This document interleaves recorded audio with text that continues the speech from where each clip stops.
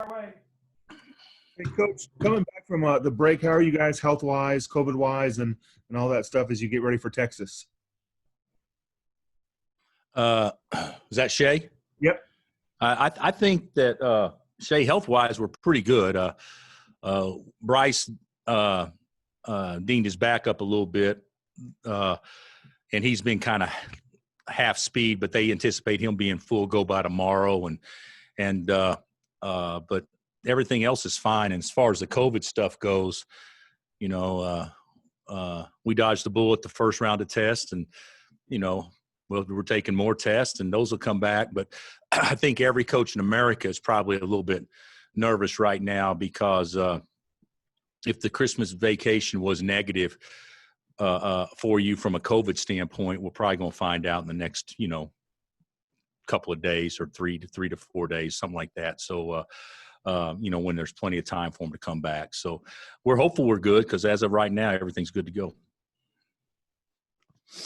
Coach, statistically, it looks like Texas is pretty good against a three-point shot. That's something you guys have emphasized here lately and had a big game before the break. Did that change your attack at all? I mean, when you see something like that, or do you just play the way you play and get the shots you get? Yeah, it won't change.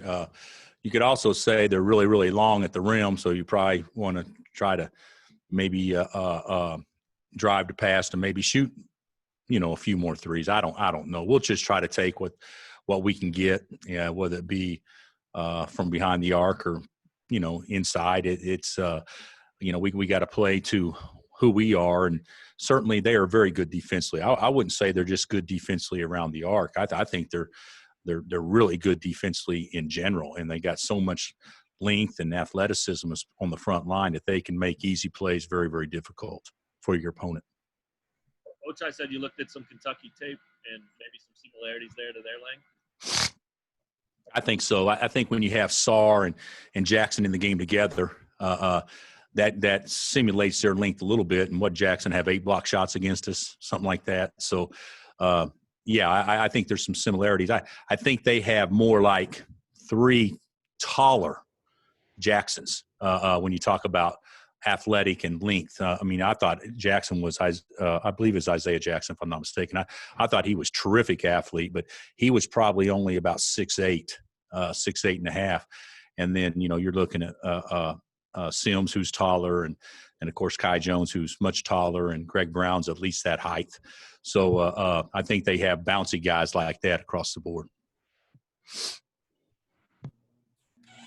Bill, David was talking about having some fun yesterday going bowling. I wondered if you thought if that helped the team morale, and how did you bowl? Well, I don't know if it helped or not. I think it was an off day, so we couldn't do anything basketball related. So yeah, it was good to the guys to get out of the dormitory, and guys to go eat a meal somewhere else, even though it was in a private room, and guys to go bowling, even though it was private lanes and nobody else was really in there. I think it was good for them. I didn't stick around to watch. I think the guys can get sick and tired of me being around and my voice. So I think that's a good time if they're going to kick back and feel free to kind of cut up. I think sometimes it's best when the head coach isn't around. So I did not bowl. But Tehan said he bowled a 259, which I still find very difficult to believe. But he said he had, I believe, eight strikes and 3 spares or something like that. So I was pretty impressive if that is actually true. Did you just bowl here in Lawrence? Yeah. We just went up to the Wayne and Larry's, and then went across the way to the bowling alley. Bill, have you took an assessment on yourself, your little self-scout? What things in general are you guys doing well so far? And also your ability to win close games, just to comment on that. Well, I think a lot of winning close games thus far we've been fortunate, coming down to 1 possession or 2 possessions. I thought the Kentucky game, obviously we were fortunate. North Dakota State, they probably controlled most of the second half, but we had a lead down the stretch, so we should win that game. Then, of course, Creighton, we had the game and we kind of screwed it up. So we probably should have won that game, even though we got lucky late. and the one at Texas Tech was a coin flip game. So we have been fortunate. I think it's good to play in those games, especially and win them. I think you can learn a lot from them both ways, but I don't think by any stretch we are an accomplished team when it comes to playing with, 1 or 2 possession games. I think there's a lot of things we got to get better at with that. But I like our team. David, to your point, I think we can get better defensively.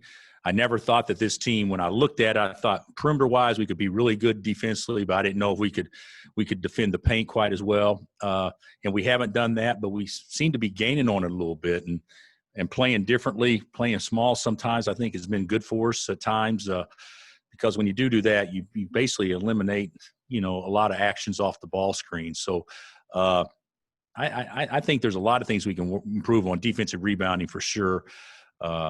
Probably situationally, there's a lot of things that we can work on and improve that just hadn't come up in a game yet. But for the most part, I think the guys are thinking right and trying to play that we want them to. 40% from the three, and I think you're a plus 10 rebounding. Did you anticipate being good in those areas? I anticipate just being average to above average in those areas.